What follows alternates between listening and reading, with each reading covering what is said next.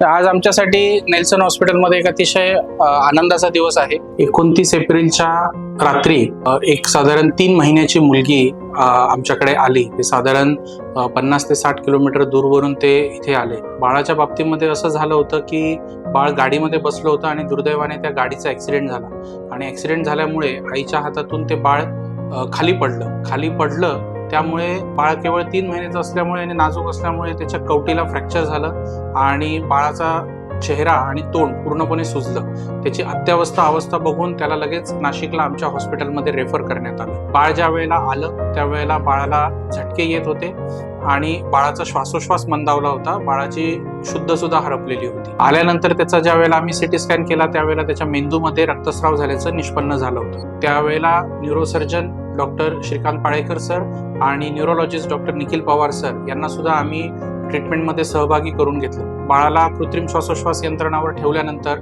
आणि झटक्यांची औषधं दिल्यानंतर साधारण 3 दिवसानंतर बाळाचे झटके थांबले आणि बाळ स्वतःहून स्वतः श्वास घ्यायला लागलं. तसेच बाळाच्या प्रकृतीमध्ये अतिशय चांगली अशी सुधारणा दिसून आली.